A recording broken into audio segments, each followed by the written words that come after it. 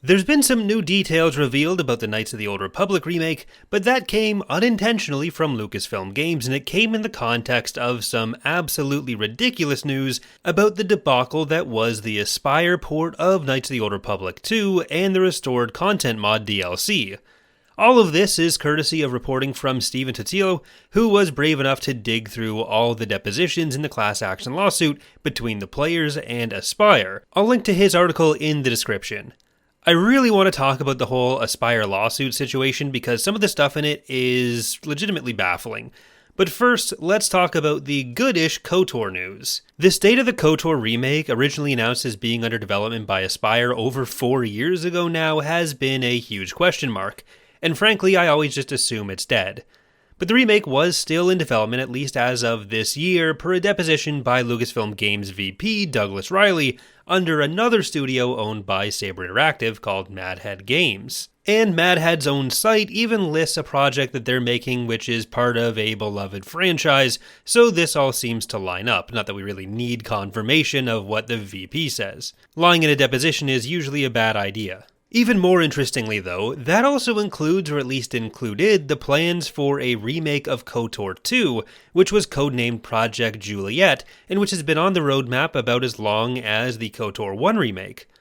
Ultimately, until we have more actual, public, official news, I'm not holding out hope that this project is going to go forward, but given that this was just this year, it does at least give us some new information. But now, let's get to this whole lawsuit situation with the restored content mod, because, oh my god. Here's the basics of the situation for those who are unfamiliar. In May 2022, the trailer released for the Switch port of KOTOR by Aspyr, and the last bit of the trailer included something which many fans found very exciting: restored content DLC coming soon. This referred to the official inclusion of the well-known The Sith Lords Restored Content mod, or TSLRCM, or just RCM. KOTOR 2 was, like many games of its period, incredibly rushed, to the point that massive chunks of story were cut, and parts of the story honestly just didn't make sense with the omissions, especially towards the end of the game. The mod fixes these by restoring the large amount of cut content which remained within the files to some extent, while also filling in certain gaps from context clues or other hints in the files, and for many players this mod is the way to play KOTOR 2. Aspyr evidently agreed with that sentiment when putting out the trailer, and they had worked with the modders behind the project before to make sure up-to-date versions of the mod would be available when other versions dropped, like Steam Workshop support on the PC version. But that DLC for the Switch version never materialized, and it was in fact officially cancelled in June 2023. This resulted in not just disappointment, but lawsuits. A class action lawsuit was brought against Aspyr and Saber for false advertising, which was just settled recently. Again, the article has a great timeline which I highly recommend you read. It's paywalled on Substack, but it's at least worth the free trial if you want to read it. Primarily though, there are a few things I want to talk about which stuck out to me. Ultimately, what made the content fall apart is that Disney lawyers objected to the release because they were unable to get the signatures and real names of everyone involved in the original project, which would then allow them to use the work.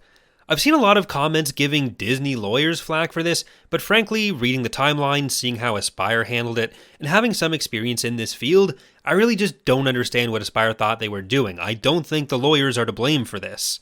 Disney okayed the potential inclusion of the RCM in the Switch release as official DLC pretty early on in the process, with the explicit stipulation that Aspyr needed to clear their own right to use all of the associated work. The Disney legal department was not responsible for the development of the project. It was their job to let Aspyr know what criteria they needed to meet, and from my own understanding of the timeline, they did that. The correspondence we can see from them in February of 2022, before the trailer's release in May, was them asking questions about the provenance of the content, what they had rights to, what they didn't, and making it clear earlier what their position would be. Here are 3 of the quotes to that effect from the article. And as we'll see in a bit, the modders were fairly clear that these weren't exactly easily solvable problems either.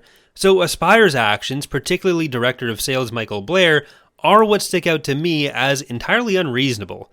Blair was aware very early on that while things originally created by Obsidian, the developers of KOTOR 2, and simply re-enabled by the modders was fair game, but when additional work was added by the modders, that complicated things significantly.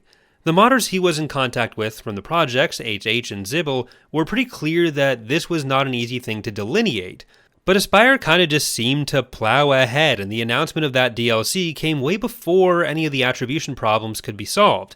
And some of the solutions sought by Aspyr, like having one member of the mod team sign for everyone's work, seem to have been operating more on enthusiasm than actual consideration of whether this would resolve the issues that Disney might have. Their own legal team drew up the agreement with the modders, but it still seems like the kind of thing that you shouldn't announce publicly before this is all squared away, and I think that's at the core of the issue here.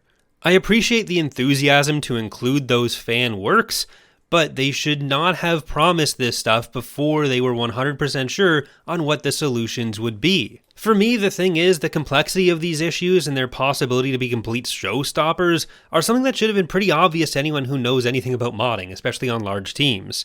The mods that I run, Empire at War Expanded, are very different from content restoration mods like RCM, but if anyone ever asked me if I could include the mod in something, or if they could include the mod in something and I could give blanket permission for that, I'd be unable to grant that, and I would know going in that I'd be unable to grant that. The mod team isn't some legal entity that I'm the head of, which gives me authority and ownership over everyone's work, so in a certain sense, there's some blame which, in my eyes, can lay with the modders agreeing to that single signature framework they tried at one point, but they clearly and repeatedly tried to warn Aspyr over the difficulty of getting the sign-off of everyone who had been involved. Ultimately, there were something like half a dozen modders who couldn't be found to sign off on their work being used, which makes sense given some of this dates back to like 2005.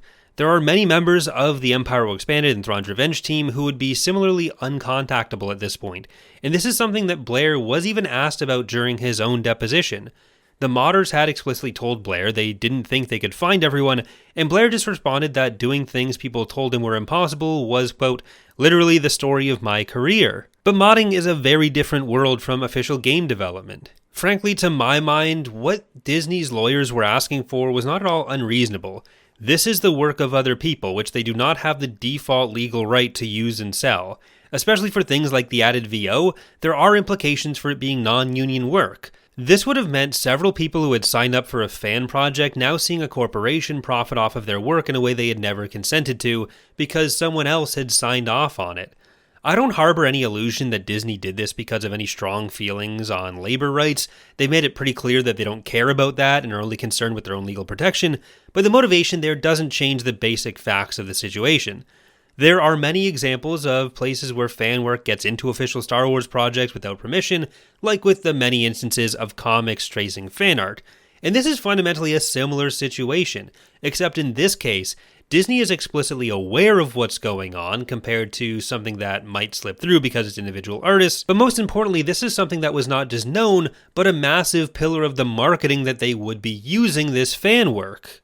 A far better option would have been to work with the modders who were still around to figure out what makes sense to reinstate themselves and redo the work.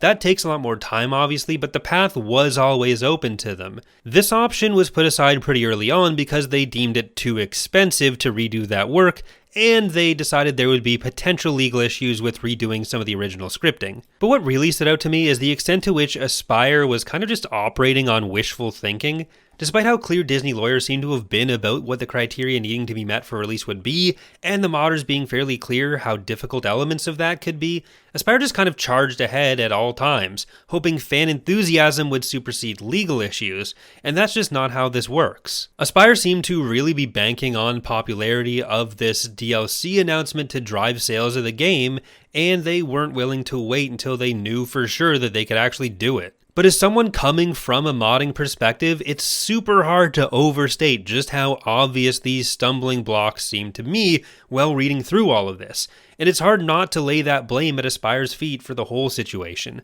I again strongly recommend going and reading through that whole article if you can, but thank you for watching. Remember to like the video and subscribe for more if you've enjoyed it, and I hope to see you next time.